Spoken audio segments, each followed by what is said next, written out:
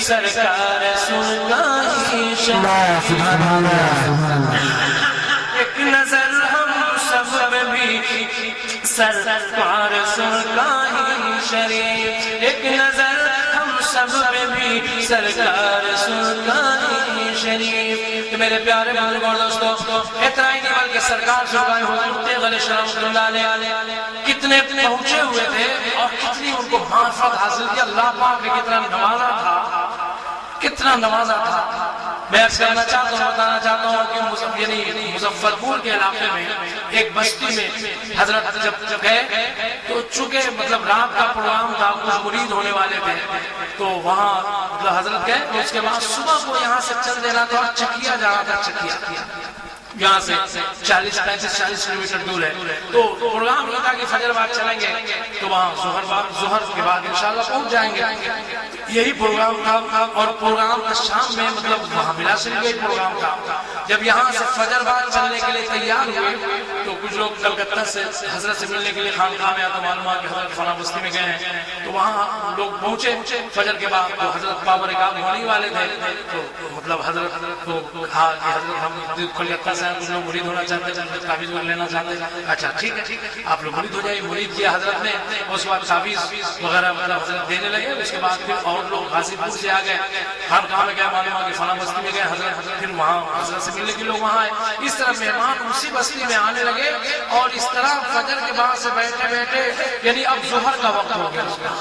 اب وہ گاڑی پریشان ہے کہ حضور یعنی ہم لوگ ظہر کے بعد چلیں گے تو پھر کب پہنچیں گے چکیا اس لیے مہمانوں کو چھوڑیے بعد میں ان سے ملاقات کی جائے کہا کہ نا یہ لوگ آئے ہوگا دل کیسے توڑا جائے چلیں گے نہیں انشاءاللہ چلیں گے اس کے بعد وہ تعویذ لیتے رہے اور دعا کرتے رہے مرید کرتے رہے یہاں تک ظہر کا وقت ہو گیا اور مؤذن کی آواز فضا بسیط میں گونجی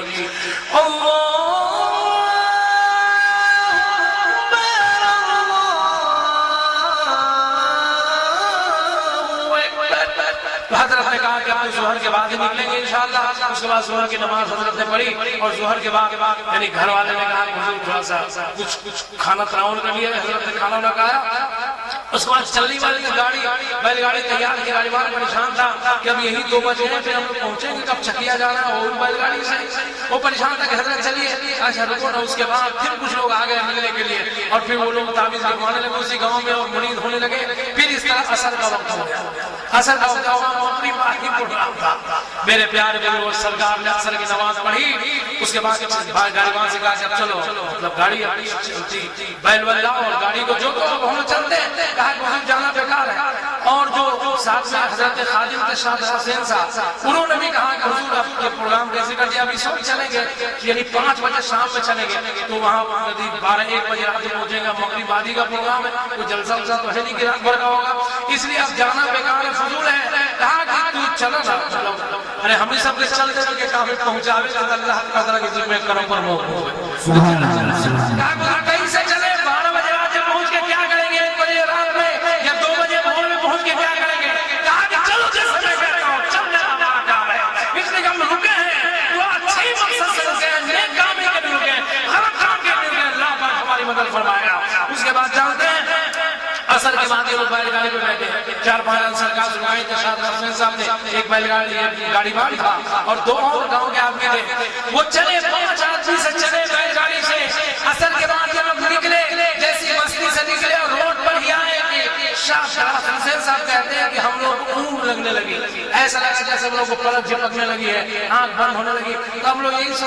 سوچے کہ رات بھر ہم لوگ جگہ ہیں حضرت کے ساتھ رہتے میں آرام کرنے کا موقع نہیں ملا اس لیے آنکھ لگ رہی ہے ابھی ہم لوگ پلک جھپکا ہی رہے ہیں کچھ لوگ ہوں گے اتنے میں شاہ تیغ علیہ السلام کہتے ہیں او بابو گاڑی وار ارے تیری سمجھ کے گاڑی چلا ہوا گاڑی وار عمر رہا تھا سمجھ کے گاڑی چلا ہوا کہ تھوڑا دیہات نہ ہو چکیا شہر آ گیا سبحان اللہ چکیا شہر آ گیا شاہ حسین صاحب نے آگے کھولی گاڑی وار نے آگے کھولی تو دیکھ کے حیران تھا کہ یہاں 40 کلومیٹر دور ابھی ہم لوگ سلمان چلے ہی تھے اور ابھی پہلے کا وقت ہوا نہیں ہے کہ ہم لوگ چکیا میں داخل ہو رہے ہیں سبحان اللہ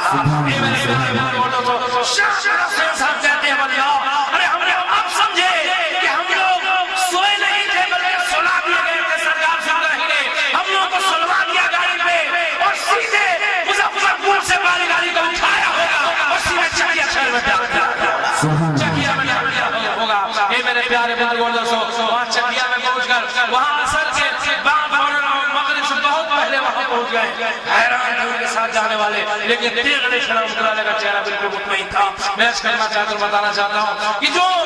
10 گھنٹے کا سفر ہو اس کو سرکار سنائی 5 سے 5-6 منٹ میں طے کر لیں یا 2-3 منٹ میں طے کر لیں. جب تیغ علیہ السلام اللہ نے جب گھنٹوں کا سفر یہ لمحوں میں طے کر سکتے ہیں تو سرکار کے لیے زیادہ بعید نہیں ہے کہ وہ سرکار ہی ہو اور شریف نشین ہے. سبحان اللہ. بے شک نعرہ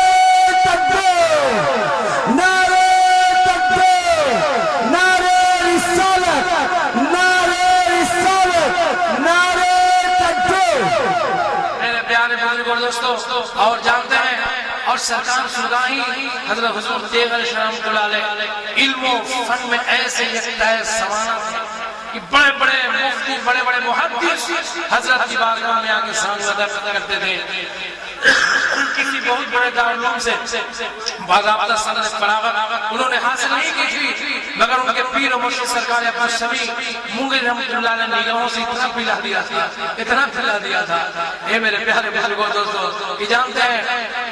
دربھنگہ ضلع کے دربھنگہ شہر سے 7 مولوی جب ان کو معلوم ہوا کہ تیغ علی جو پڑھا لکھا شخص نہیں ہے لیکن ولایت کا دعویٰ کرتا ہے اور لوگ مرید کرتا ہے اور جاہل ہے معاذ اللہ, تو چل کے مریدوں کے درمیان ان سے کچھ سوالات کریں گے اور ان کو جواب دیں گے نہیں, اور اس طرح ان کی بڑی جگ ہزائی ہوگی اور بڑی سبکی ہوگی,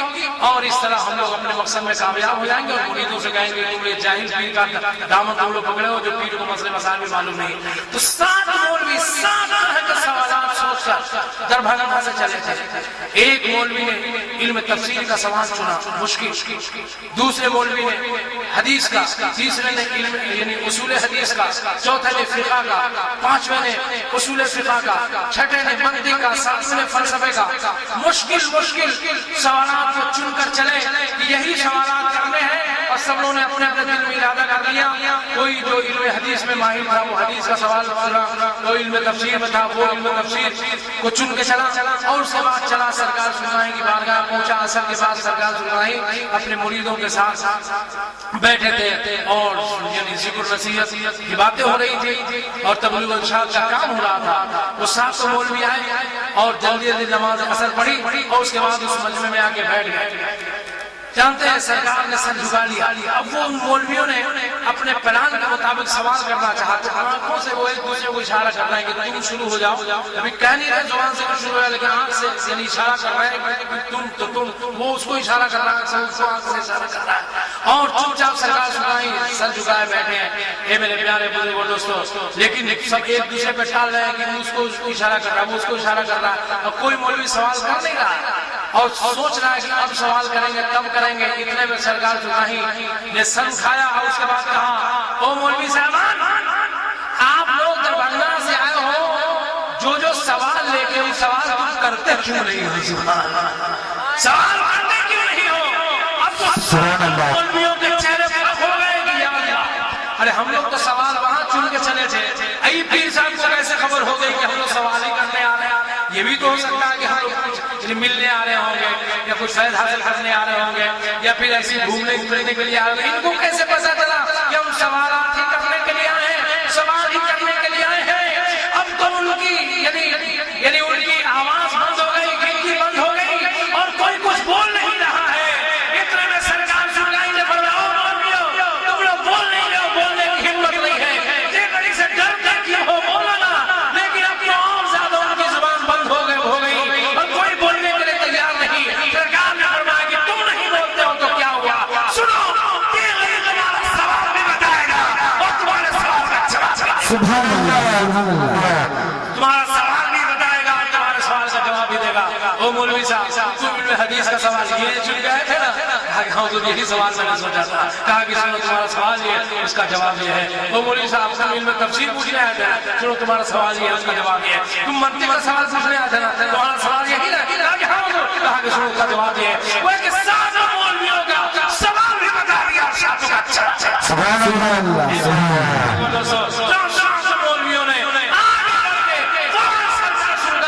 نے سر رکھا. جب تیری نگاہوں کا یہ حال ہے کہ تو سرگاہی میں رہ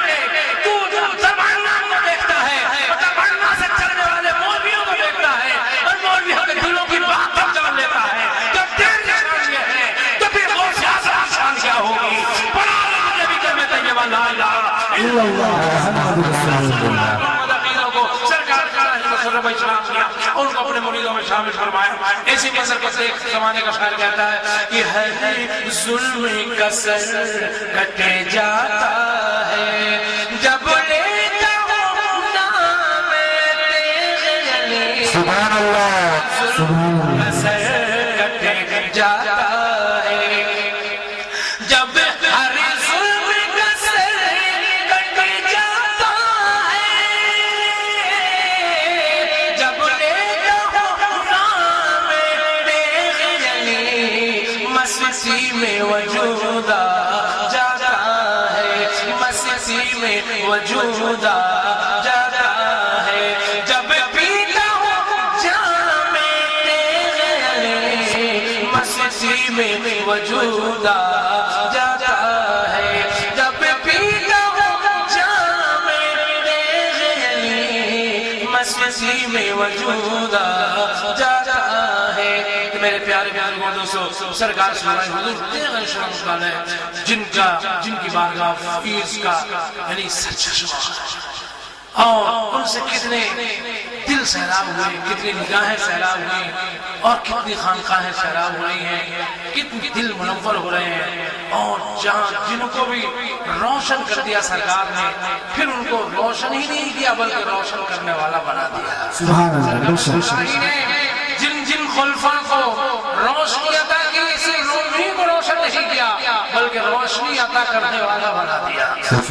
شاہ محمد حنیف صاحب کو روشن بھی کیا روشن کرنے والا بنا دیا. سرکار نوازی کو روشن بھی کیا روشن کرنے والا بنا دیا. سرکار چاند فتح کو روشن کیا روشن کرنے والا بنا دیا. سرکار عبدالحفیظ کو روشن کیا روشن کرنے والا بنا دیا. حضرت شاہ خدام کو روشن کیا روشن کرنے والا بنا دیا. حضرت جناب کو روشن کیا روشن کرنے والا بنا دیا. حضرت عبدالرحمان کو روشن کیا روشن کرنے والا بنا دیا. حافظ الدین کو روشن کیا روشن کرنے والا بنا دیا. حضرت